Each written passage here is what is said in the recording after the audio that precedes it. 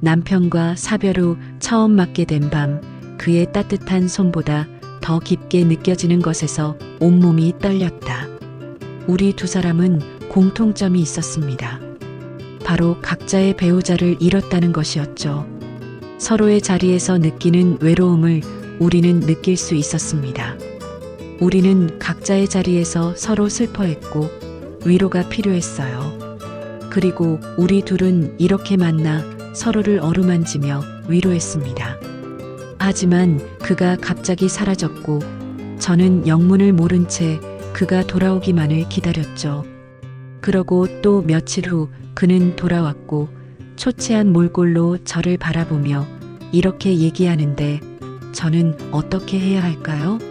좋아요와 구독, 알림 설정 눌러주시고 댓글 남겨주시면 여러분에게 따뜻한 행운이 찾아갈 거예요. 제 이름은 이서윤, 올해 58세입니다. 남편의 장례를 치른 지 49일째 되던 날이었어요. 저는 서울을 떠났습니다. 도망치듯이요.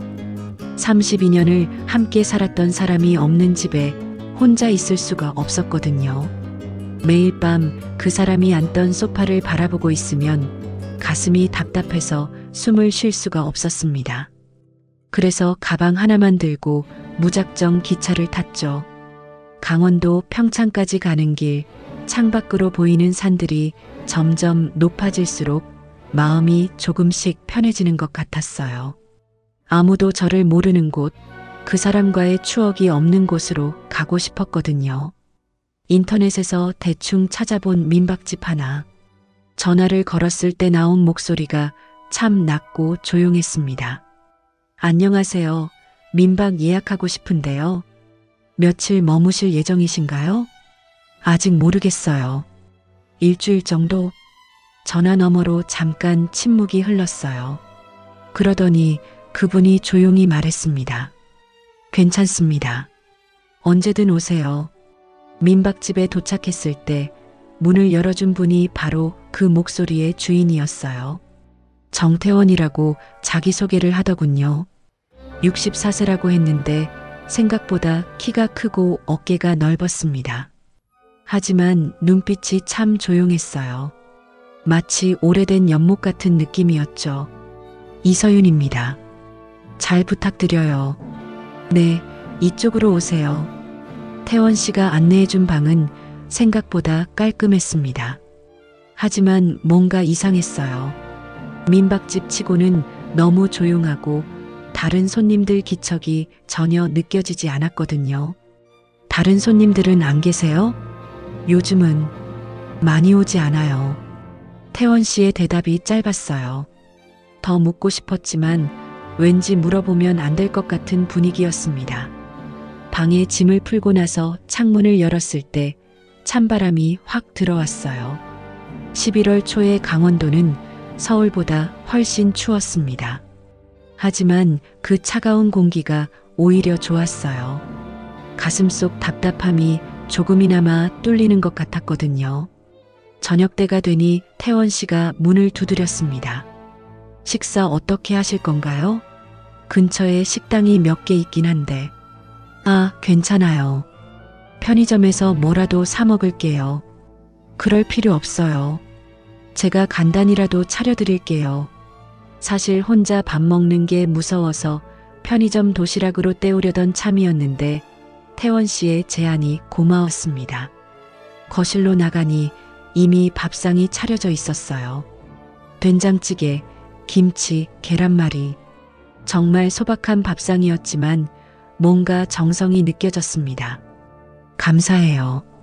이렇게까지 해주실 필요 없었는데. 아니에요. 저도 혼자 먹기 그래서요. 그 한마디에 뭔가 묘한 기분이 들었어요. 이 사람도 나처럼 혼자구나 싶었거든요. 하지만 더 자세히 묻진 않았습니다. 서로의 사정을 캐묻기엔 아직 낯선 사이였으니까요. 밥을 먹으면서 창밖을 바라봤어요. 어둠이 내리고 있었고 멀리 산 능선이 검게 보였습니다. 서울에서는 볼 수 없던 고요함이었죠. 그날 밤 침대에 누워서 천장을 바라보고 있었는데 눈물이 났어요. 하지만 서울에서 울 때와는 달랐습니다. 그때는 외롭고 무서워서 우는 거였다면 이날은 왠지 마음이 조금 편해져서 우는 것 같았어요. 아, 여기서라면 조금씩 나아질 수 있을지도 모르겠다는 생각이 들었거든요. 민박집에서 보낸 첫날 밤은 생각보다 편안했습니다. 서울에서는 매일 뒤척이며 새벽이 되어서야 잠들곤 했는데 여기서는 산바람 소리에 스르르 잠이 들더군요. 아침에 일어나 방을 둘러보니 정말 깔끔하게 정리되어 있었어요. 하지만 뭔가 이상했습니다. 방 안에서 계속 묘한 냄새가 났거든요. 곰팡이 냄새도 아니고 먼지 냄새도 아니고 뭔가 오래된 그리움 같은 냄새였달까요?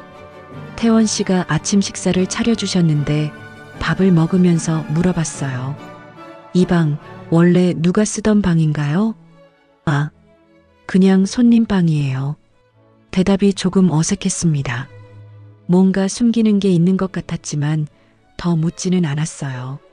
식사 후 방으로 돌아와서 짐을 정리하기 시작했습니다. 옷을 개서 장에 넣고 세면도구를 화장대 위에 놓으려는데 화장대 서랍이 조금 열려 있더군요. 서랍을 열어보니 비어 있었어요. 하지만 맨 아래 서랍을 열었을 때는 깜짝 놀랐습니다. 구석진 곳에 편지 한 통이 있었거든요. 편지 봉투는 누렇게 바랬고 모서리가 해져 있었어요. 누군가 몇 번이고 만져본 것 같았습니다. 혹시 남의 개인적인 물건은 아닐까 망설였지만 호기심을 참을 수가 없었어요. 편지를 꺼내 펼쳐보니 연필로 쓴 글씨였습니다. 글씨체가 참 단정하고 정성스러웠어요. 여자분이 쓴 것 같았는데 첫 줄을 읽는 순간 가슴이 확 내려앉았습니다. 여보, 혹시 내가 먼저 떠나게 되면 제발 이 집은 지켜줘요. 손이 떨렸어요. 계속 읽어 내려갔습니다.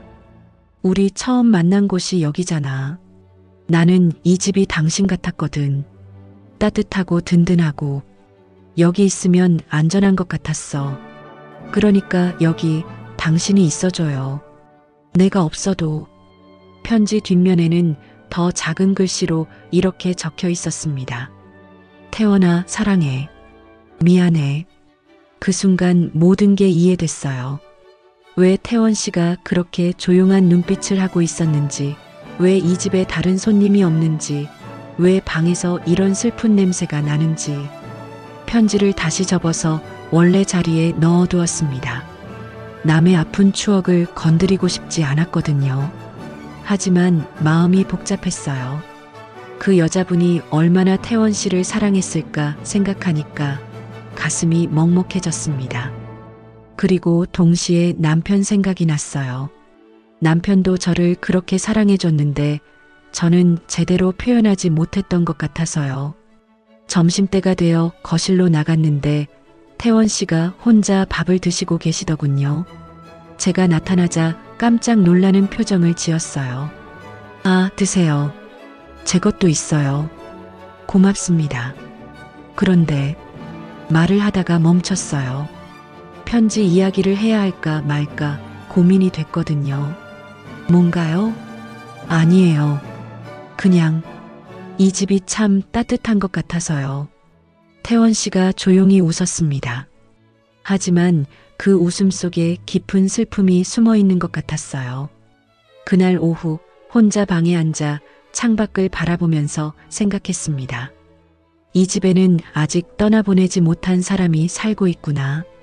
태원 씨도 저처럼 누군가를 그리워하며 살고 있구나. 그런 생각을 하니 왠지 덜 외로웠어요. 슬픔을 혼자 감당하는 건 아니구나 싶어서요. 민박집에 온 지 일주일이 지났습니다. 매일 아침마다 태원 씨가 조용히 식사를 차려주셨는데 정말 고마웠어요. 하지만 계속 신세만 질 수는 없다고 생각해서 마을 아래 작은 식당에서 설거지 일을 시작했습니다. 별거 아닌 일이었지만 하루 종일 다른 생각 없이 설거지만 하니까 마음이 조금 편해지더군요. 집에서 혼자 있을 때는 자꾸 남편 생각이 났는데 바쁘게 움직이니까 그런 생각들이 덜 들었어요. 그런데 첫 일주일은 괜찮았는데 둘째 주부터는 몸이 너무 힘들었습니다. 58살이라는 나이가 느껴지더군요. 찬물에 하루 종일 손을 담고 있으니까 손가락이 퉁퉁 부어올랐고 허리도 아팠어요. 그날도 평소처럼 일을 마치고 민박집으로 돌아왔습니다. 발걸음이 무거웠어요. 몸도 피곤하고 마음도 쓸쓸했거든요. 이렇게 살아서 뭐하나 싶은 생각이 자꾸 들었습니다. 그런데 집 마당에 가까워지니까 된장찌개 냄새가 확 코를 찔렀어요. 구수하고 진한 냄새였습니다. 순간 발걸음이 빨라졌어요. 배가 고팠나 보다 생각했는데 지금 생각해보니 그게 아니었던 것 같아요. 누군가 저를 기다려주고 있다는 느낌이 좋았던 거죠. 마당에 들어서니 태원 씨가 평상에 밥상을 차려놓고 있었습니다. 어서 오세요. 피곤하셨죠? 네. 근데 이렇게 또 차려주시면 어떻게 해요? 혼자 먹기 그래서요. 같이 드세요. 태원 씨의 말투가 참 담담했어요. 하지만 그 말 속에서 외로움이 느껴졌습니다. 아, 이 사람도 나처럼 혼자 밥 먹는 게 힘든가 보다 싶었어요. 평상에 마주 앉아 밥을 먹기 시작했습니다. 된장찌개가 정말 맛있었어요. 집에서 끓인 된장찌개 특유의 깊은 맛이 났거든요. 한 숟갈 떠서 입에 넣는 순간 목이 확 메었습니다. 남편이 살아있을 때도 된장찌개를 자주 끓여줬는데 그때는 당연하게 생각했어요. 매일 나를 위해 밥을 해주는 사람이 있다는 것을요. 그런데 그 사람이 없어지고 나니까 누군가 나를 위해 밥을 차려준다는 게 이렇게 고마운 일인지 몰랐습니다. 눈물이 나올 것 같아서 고개를 숙였어요. 괜찮으세요? 태원 씨가 걱정스러운 목소리로 물었습니다. 네, 괜찮아요. 그냥 누가 나 위해 밥 차려준 게 언제였는지 기억도 안 나서요. 정말 그랬어요. 남편이 아프기 시작한 지 2년 동안은 제가 계속 간병을 했거든요. 남편 밥, 남편 약, 남편 병원. 제 밥은 항상 대충 때웠어요. 컵라면으로, 김밥 한 줄로, 빵 한 조각으로. 저도 그래요. 태원 씨가 조용히 말했습니다. 혼자 밥 먹는 게 이리 서글픈 줄 몰랐어요. 우리는 그날 별말 없이 밥을 먹었습니다. 하지만 이상하게 편안했어요. 서로의 아픔을 굳이 말로 설명하지 않아도 알 것 같았거든요. 밥을 다 먹고 나니 태원 씨가 차를 끓여왔어요. 구기자차였습니다. 달콤하면서도 은은한 향이 좋았어요. 몸에 좋은 차예요. 많이 피곤해 보이셔서 고마워요. 정말. 마당 평상에 앉아 따뜻한 차를 마시면서 하늘을 올려다봤습니다. 별이 참 많이 떠 있었어요. 서울에서는 볼 수 없던 별들이었습니다. 별이 많네요. 네, 여기는 밤하늘이 참 예뻐요. 태원 씨도 혼자 오래 사셨어요? 조심스럽게 물어봤습니다. 편지를 받지만 직접 듣고 싶었거든요. 3년 됐어요. 힘드셨겠어요. 처음엔 정말 힘들었어요. 지금도 가끔. 태원 씨의 목소리가 작아졌습니다. 더 묻지 않았어요. 서로의 상처를 건드릴 필요는 없으니까요. 그날 밤 방으로 들어가면서 생각했습니다. 오늘 된장찌개 한 그릇에 제가 무너져 버렸구나. 하지만 나쁘지 않았어요. 가끔은 무너져도 괜찮은 것 같았거든요. 혼자가 아니니까요. 11월도 중순이 지나니 강원도 날씨가 정말 추워졌습니다. 특히 밤에는 바람이 살을 애는 듯 차가웠어요. 그날도 일을 마치고 돌아와서 마당에 앉아 있는데 찬바람이 불어와 몸이 움츠려 들었습니다. 추우시겠네요. 태원 씨가 저를 보더니 조용히 말했어요. 그러고는 창고 쪽으로 사라졌다가 코트 하나를 들고 왔습니다. 이거라도 입으세요.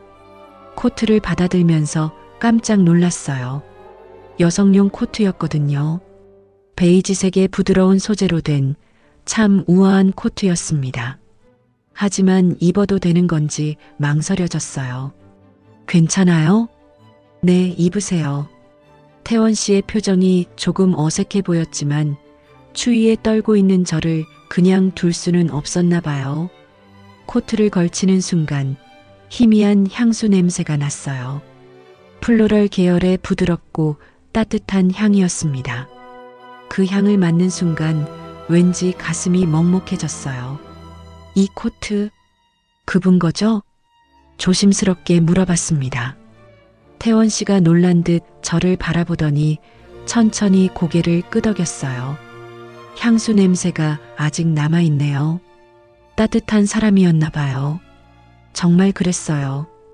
그 향수 냄새에서 뭔가 포근하고 다정한 느낌이 들었거든요. 아마 그분이 그런 성격이었을 거라는 생각이 들었습니다. 태원 씨는 아무 말 없이 고개만 끄덕였어요. 하지만 그 눈빛에서 그리움이 느껴졌습니다. 죄송해요. 괜히 이상한 소리를. 아니에요. 맞아요. 정말 따뜻한 사람이었어요. 태원 씨의 목소리가 작아졌습니다. 더 말하기 힘들어하는 것 같아서 저도 입을 다물었어요. 잠시 후 태원 씨가 맥주 2캔을 가져왔습니다. 한잔 하실래요? 오늘 좀 쌀쌀해서. 좋아요. 평상에 나란히 앉아 맥주를 마시기 시작했어요. 달이 참 밝았습니다. 구름 한 점 없는 하늘에 둥근 달이 떠 있어서 마당 전체가 은은하게 밝았어요. 코트를 입고 있으니 따뜻했지만 동시에 묘한 기분이었습니다. 다른 여자의 옷을 입고 있다는 게 조금 어색했거든요. 하지만 그 코트가 주는 따뜻함이 좋았어요. 마치 누군가 저를 안아주고 있는 것 같았습니다. 이런 밤에는 혼자 있기 싫어요. 맥주를 조금 마시고 나니 솔직한 말이 나왔어요. 저도요. 태원 씨도 담담하게 대답했습니다. 특히 달 밝은 밤에는 더 그래요. 왜 그럴까요? 글쎄요. 달빛이 너무 예뻐서 누군가와 함께 봐야 할 것 같아서 그런가 봐요. 맞는 말이었어요. 이렇게 아름다운 밤을 혼자 보내기엔 너무 아까웠거든요. 맥주를 마시면서 이런저런 이야기를 했습니다.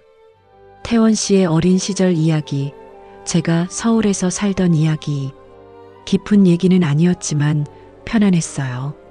그런데 맥주캔을 내려놓으려다가 실수로 태원 씨의 손과 스쳤습니다. 아주 잠깐, 정말 스치듯 스쳤을 뿐인데 깜짝 놀랐어요. 따뜻했거든요. 남편이 죽은 후 처음 느껴보는 다른 사람의 체온이었습니다. 태원 씨도 놀란 듯 손을 움직였지만 완전히 떼지는 않았어요. 저도 그대로 있었습니다. 어색했지만 나쁘지 않았거든요. 그 순간 가슴이 두근거렸어요. 죄책감과 함께요. 남편이 죽은 지 몇 달도 안 됐는데 다른 남자의 체온에 설레는 제가 이상했습니다. 하지만 동시에 너무 오랫동안 잊고 살았던 감정이기도 했어요. 죄송해요. 태원 씨가 먼저 손을 빼며 사과했습니다. 아니에요. 괜찮아요. 정말 괜찮았어요. 아니, 괜찮다는 표현이 맞나 싶을 정도로 복잡한 기분이었지만요. 그날 밤 방으로 들어가서 코트를 벗으면서 생각했습니다. 남편이 죽은 후 처음 맞게 된 밤, 누군가의 체온이 이렇게 떨리게 느껴질 줄은 몰랐다고요. 그게 잘못된 건지 자연스러운 건지 모르겠지만 적어도 오늘 밤은 외롭지 않았어요. 그날 밤 이후로 뭔가 달라진 것 같았어요. 태원 씨와 저 사이에 미묘한 긴장감이 흘렀습니다. 서로 눈을 마주치면 어색해했고 말도 평소보다 조심스러워졌어요. 다음 날 아침 일어나서 거실로 나갔는데 태원 씨가 보이지 않았습니다. 평소엔 일찍 일어나서 아침을 준비해 주셨는데 그날은 부엌이 조용했어요. 한참 기다려도 나타나지 않아서 방 쪽을 확인해 봤는데 태원 씨 방문이 열려 있었습니다. 안에는 아무도 없었어요. 침대는 정리되어 있었고 옷들도 몇 벌 없어져 있었습니다. 그제야 알았어요. 태원 씨가 집을 나간 거구나. 처음엔 곧 돌아올 거라고 생각했습니다. 하지만 하루가 지나고 이틀이 지나도 태원 씨는 나타나지 않았어요. 연락처를 물어보지 않았다는 걸 그때서야 깨달았습니다. 혼자 민박집에 있으니 참 이상했어요. 며칠 전까지만 해도 서울에서 혼자 살았는데 여기서 혼자 있으니까 더 외로웠거든요. 아마 태원 씨가 주는 따뜻함에 익숙해져서 그런가 봐요. 하루 종일 일을 하고 돌아와도 집은 조용했습니다. 평소 같으면 태원 씨가 어서 오세요라고 인사해 주셨는데 그 목소리가 없으니까 집이 텅 빈 것 같았어요. 냉장고에 있는 반찬들로 혼자 밥을 먹었는데 맛이 없었습니다. 같은 반찬인데도 혼자 먹으니까 왜 이렇게 맛없을까요? 밥을 먹으면서 자꾸 태원 씨 생각이 났어요. 저 때문에 나간 건 아닐까 하는 생각도 들었습니다. 어젯밤 손이 스쳤을 때 제가 별다른 반응을 안 해서 부담스러웠을 수도 있겠다 싶었거든요. 혼자 있으면서 민박집 구석구석을 유심히 보게 됐어요. 거실 한쪽 벽에는 사진들이 걸려 있었는데 대부분 태원 씨와 한 여자분이 함께 찍은 사진들이었습니다. 그 여자분이 정말 예뻤어요. 온화한 미소를 지었는데 눈에서 따뜻함이 느껴졌습니다. 태원 씨도 그 사진들에서는 지금보다 훨씬 밝은 표정이었어요. 부엌에는 커플 컵이 있었고 냉장고에는 둘이 함께 찍은 폴라로이드 사진이 붙어 있었습니다. 화장대에 놓인 작은 액자에는 손을 꼭 잡고 웃고 있는 사진도 있었고요. 모든 게 그들의 사랑을 말해주고 있었어요. 얼마나 행복했을까 싶었습니다. 그리고 그 행복을 잃은 태원 씨의 마음이 어떨지도 조금 이해가 됐어요. 사흘째 되던 날 저녁 일을 마치고 돌아오는데 민박집에 불이 켜져 있었습니다. 가슴이 뛰었어요. 태원 씨가 돌아온 거구나 싶어서요. 현관문을 열고 들어가니 태원 씨가 거실에 앉아 있었어요. 하지만 모습이 많이 달라져 있었습니다. 얼굴이 초췌해져 있었고 눈이 많이 부어 있었어요. 어서 오세요. 태원 씨가 평소와 같은 인사를 했지만 목소리에 힘이 없었습니다. 어디 다녀오셨어요? 걱정했어요. 죄송해요. 갑자기 나가서. 괜찮아요. 무슨 일 있으셨던 거예요? 태원 씨는 한참 말없이 있다가 천천히 입을 열었어요. 오늘 그 사람 유품을 정리했어요. 아, 그래서 그렇게 힘들어하는구나 싶었습니다. 3년 동안 못 건드렸던 건데 오늘 용기를 내서 정리했어요.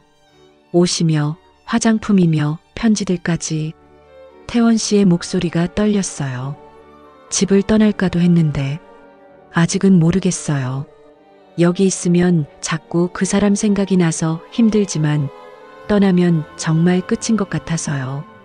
그 말을 듣고 있으니 가슴이 아팠어요. 저도 남편을 떠나보낸 입장이라 그 마음을 이해할 수 있었거든요. 조용히 태원 씨 옆에 앉아서 그의 손을 잡았습니다. 차가웠어요. 혼자 보내는 건 너무 외로운 일이잖아요. 정말 그랬어요. 사랑하는 사람을 혼자 보내는 건 너무 힘든 일이었습니다.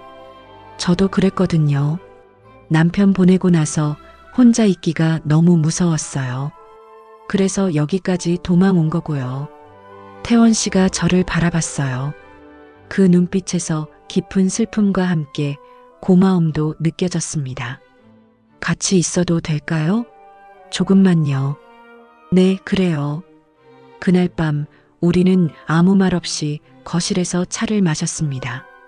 서로의 슬픔을 위로할 수는 없었지만 혼자가 아니라는 것만으로도 조금 나았어요. 며칠 후 태원 씨가 조금씩 예전 모습을 되찾아갔습니다. 여전히 슬픔이 눈에서 보였지만 적어도 말은 다시 하기 시작했어요. 저도 그가 돌아온 게 정말 다행이라고 생각했습니다. 그날 저녁 평소처럼 함께 차를 마시고 있었는데 태원 씨가 조용히 말했어요.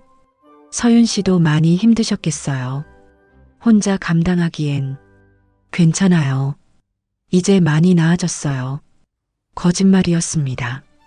아직도 밤마다 남편 생각에 잠들지 못하는 날이 많았거든요. 정말요? 가끔 울고 계신 소리가 들렸는데 깜짝 놀랐어요. 제가 우는 소리가 들렸다니요. 항상 조용히 울려고 노력했는데 들켰나 보네요. 아, 죄송해요. 시끄럽게 해서. 아니에요. 저도 그래요. 가끔 참을 수 없을 때가 있어요. 태원 씨도 혼자 울 때가 있구나 싶었어요. 그러고 보니 가끔 새벽에 거실에서 작은 소리가 들렸었는데 그게 태원 씨였나 봅니다. 그때 문득 생각이 났어요. 남편이 남긴 음성 메시지 말이에요. 아직 한 번밖에 듣지 못했던 그 메시지요. 태원 씨, 제가 들려드리고 싶은 게 있어요. 낡은 스마트폰을 꺼냈습니다. 손이 떨렸어요. 그 음성 메시지를 다른 사람과 함께 듣는다는 게 무서웠거든요. 남편이 돌아가시기 전에 남긴 거예요. 장례 치르고 딱 한 번 들었는데 그 뒤로는 못 켰어요. 태원 씨가 제 손을 바라봤어요. 스마트폰이 떨리고 있었습니다. 들어도 될까요? 고개를 끄덕이고 재생 버튼을 눌렀어요. 남편의 목소리가 나왔습니다. 약에 찌든 목소리였지만 여전히 따뜻했어요. 서윤아, 난 괜찮아. 넌 웃어야 해. 첫 마디부터 눈물이 났어요. 그 목소리를 다시 듣는다는 게 이렇게 아플 줄 몰랐습니다. 내가 없더라도 누군가가 너 옆에 있을 수 있도록 허락해 줄게. 너 혼자 남겨두고 가는 게 가장 미안해. 하지만 넌 충분히 사랑받을 자격이 있는 사람이야. 음성 메시지가 끝나자 저는 완전히 무너져 버렸어요. 억지로 참고 있던 눈물이 쏟아져 나왔습니다. 태원 씨가 말없이 제 손을 잡았어요. 따뜻했습니다. 눈물이 날 땐 참지 마세요. 제가 옆에 있을게요. 그 말을 듣는 순간 더 이상 참을 수 없었어요. 고개를 숙이고 소리 없이 울었습니다. 남편에 대한 그리움, 혼자 남겨진 두려움, 태원 씨에게 느끼는 미안함까지 모든 감정이 한꺼번에 쏟아져 나왔어요. 태원 씨는 아무 말 하지 않았어요. 그냥 제 옆에 조용히 앉아서 손을 잡아주기만 했습니다. 그게 더 고마웠어요. 위로의 말보다도요. 한참을 울고 나서 고개를 들었을 때 태원 씨의 눈에도 눈물이 맺혀 있었어요. 좋은 분이셨네요. 네, 너무 좋은 사람이었어요. 그분 말씀이 맞아요. 서윤 씨는 충분히 사랑받을 자격이 있어요. 그 말에 또다시 눈물이 났어요. 하지만 이번엔 슬픔만이 아니었습니다. 뭔가 따뜻한 감정도 섞여 있었거든요. 그날 밤 처음으로 누군가 앞에서 마음껏 울 수 있었어요. 혼자가 아니라는 것, 내 눈물을 받아줄 사람이 있다는 것이 이렇게 위로가 되는 줄 몰랐습니다. 그날 이후로 태원 씨와 저 사이에는 뭔가 달라진 공기가 흘렀어요. 서로를 더 깊이 이해하게 됐다고 할까요? 말하지 않아도 상대방의 마음을 조금씩 알 수 있게 됐습니다. 며칠 후 평소처럼 함께 저녁을 먹고 있었는데 태원 씨가 조용히 말했어요. 서윤 씨, 제가 조심스럽게 여쭤봐도 될까요? 네, 뭐든지요. 앞으로 계획이 어떻게 되세요? 계속 여기 계실 건가요? 사실 저도 고민하고 있던 문제였어요. 언제까지 이렇게 민박집에 머물 수는 없으니까요. 아직 잘 모르겠어요. 서울로 돌아가긴 해야겠지만. 그렇겠죠. 태원 씨의 목소리가 조금 아쉬워 보였어요. 그러더니 한참 망설이다가 다시 입을 열었습니다. 이 집, 나 혼자 지키지 않아도 된다면 좋겠어요. 깜짝 놀랐어요. 그게 무슨 뜻인지 알 것 같으면서도 확신이 서지 않았거든요. 그게 무슨 말씀이세요? 저 같은 사람이 여기 있어도 될까요? 계속요. 가슴이 뛰었어요. 태원 씨가 저에게 함께 있자고 말하는 건가요? 태원 씨, 부담스러우시면 안 해도 돼요. 그냥 혼자 있기가 너무 외로워서 있어줬으면 좋겠어요. 제 입에서 나온 말에 저 자신도 놀랐어요. 하지만 진심이었습니다. 이곳에서 태원 씨와 함께 있으면 마음이 편안했거든요. 태원 씨가 놀란 눈으로 저를 바라봤어요. 정말요? 네, 정말이요. 저도 혼자 있기 싫어요. 그날 밤 평소보다 일찍 방으로 들어갔지만 잠이 오지 않았어요. 태원 씨와 함께 살기로 한 것에 대한 설렘과 불안이 동시에 밀려왔거든요. 한참을 뒤척이다가 거실로 나갔어요. 태원 씨도 잠들지 못했나 봐요. 거실에 앉아 차를 마시고 있었습니다. 잠 안 오세요? 네, 잠깐 나왔어요. 평상에 나란히 앉아 차를 마시는데 오늘따라 공기가 다르게 느껴졌어요. 뭔가 긴장되면서도 따뜻했습니다. 태원 씨, 네, 오늘 밤 혼자 있고 싶지 않아요. 제가 한 말에 스스로도 놀랐어요. 이런 말을 할 줄 몰랐거든요. 태원 씨가 저를 바라봤어요. 그 눈빛에서 놀람과 함께 따뜻함이 느껴졌습니다. 서윤 씨, 무서워요. 혼자 있으면 자꾸 슬픈 생각만 들어서요. 정말 그랬어요. 요즘 밤마다 남편 생각에 잠들지 못하고 있었거든요. 태원 씨가 조용히 고개를 끄덕였어요. 같이 있어도 될까요? 네. 그렇게 해서 우리는 거실에서 함께 밤을 보내기로 했습니다. 태원 씨가 담요를 가져와서 소파에 덮어주었어요. 이렇게라도 괜찮으세요? 네, 고마워요. 소파에 나란히 앉아 있으니 마음이 편안해졌어요. 누군가 옆에 있다는 것만으로도 안전한 느낌이 들었거든요. 태원 씨가 조심스럽게 제 어깨에 손을 올렸어요. 따뜻했습니다. 괜찮으세요? 네. 그러다가 자연스럽게 태원 씨 어깨에 기대게 됐어요. 오랫동안 느껴보지 못했던 안정감이었습니다. 고마워요, 태원 씨. 저야말로 고마워요.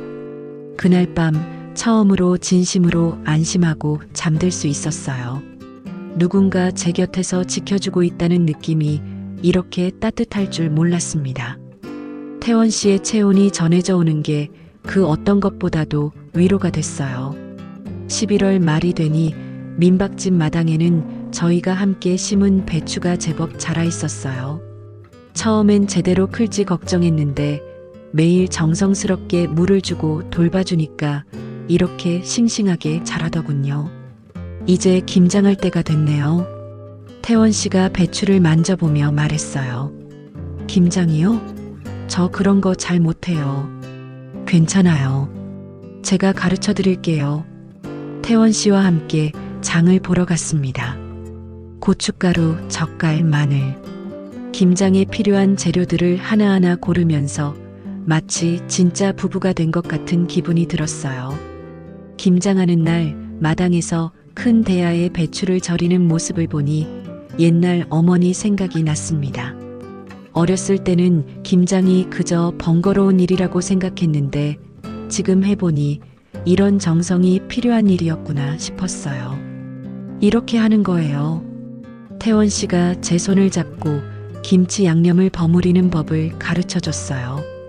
그의 손이 따뜻했습니다. 이제는 그 따뜻함이 자연스럽게 느껴졌어요. 김장을 마치고 나니 오후가 다 지나갔더군요. 함께 만든 김치를 맛보면서 뿌듯했어요. 맛있네요. 정말요? 처음 해본 건데. 네, 정말 맛있어요. 그렇게 저희는 작은 일상들을 함께 나누기 시작했습니다.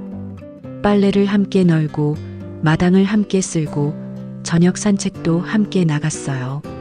산책길에서 태원 씨가 말했어요. 예전엔 이 길을 혼자 걸었는데 이제는 같이 걸으니까 좋네요. 저도요. 혼자 걸으면 자꾸 슬픈 생각만 들었는데 이제는 어때요? 훨씬 나아요.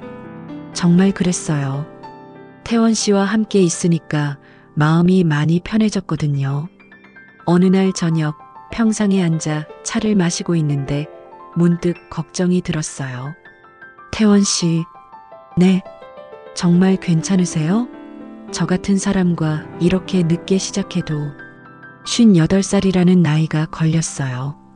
이런 나이에 새로운 사랑을 시작한다는 게 맞는 건지 자신이 없었거든요. 태원 씨가 제 손을 잡으며 웃었어요. 지금이 제 인생에서 가장 따뜻한 계절이에요. 그 말을 듣는 순간 가슴이 뭉클했어요. 정말 진심으로 하는 말인 게 느껴졌거든요. 나이는 숫자일 뿐이에요. 중요한 건 마음이잖아요. 그래도 서윤 씨, 저도 64살이에요. 하지만 지금 이 순간이 가장 행복해요. 그날 밤 방에 혼자 누워서 생각했어요.